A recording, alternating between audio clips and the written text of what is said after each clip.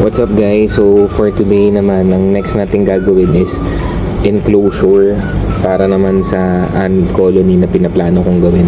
Ewan ko, mas bet ko yung bioactive kaysa yung parang capsule. Ewan ko, baka nga mas madali, pero for the meantime, mas gusto ko i-try muna tong bioactive, no?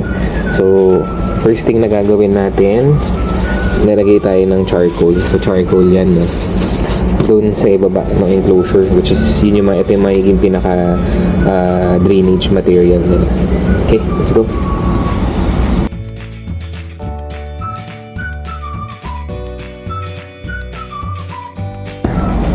Na-setup na natin yung drainage system natin. So yung next na gagawin natin, katulad lang din actually nung para sa stag beetle eh. So naging pagkakaiba lang nila is ito charcoal kasi kailangan ng drainage, yung beetle kailangan ng kahoy. Malagyan na natin ng coco peat. So 80% coco peat, 20% na dried leaves. So yan, let's go.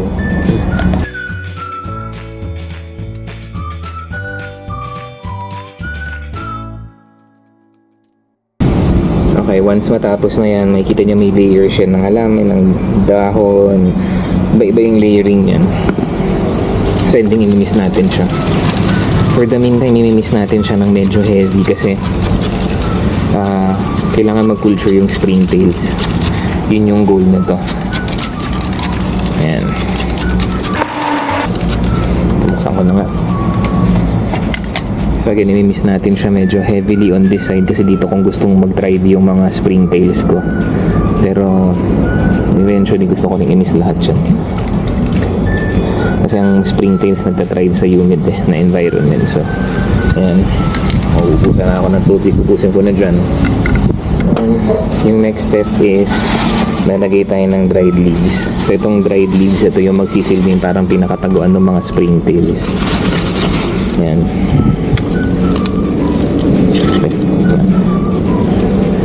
So ang end goal is nandito yung springtails, hopefully yung ants andito. Hindi ko alam, trial pa lang din naman, di pag namatayan hindi ulit tayo from the start, pero yun yung goal. Ayan, ganyan ang goal natin. Tama na yung dalawa na. Okay, then last but not the least, itong springtails natin. So ito yung mga springtails na. So yung tweezers ko, potek. So yung tweezers ko.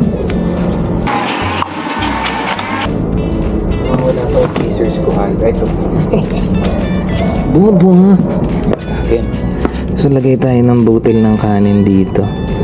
Yan yung magiging food din nila muna para magkaroon ng molds.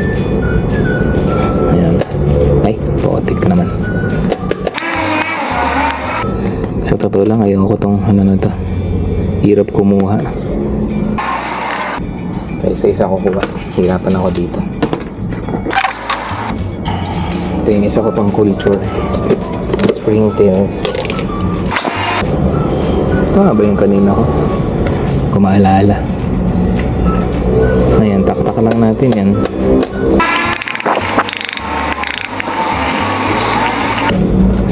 Dahil ko nakikita ditong nagalaw. So then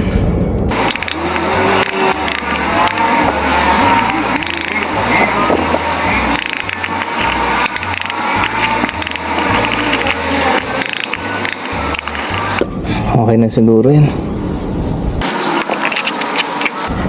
Ayan, so nakapag-seed na tayo ng springtails. Ang idea is after 1 week, orderin na natin yung ants. Hindi ko alam kung ano na yung magagawa nila dito sa ecosystem na to.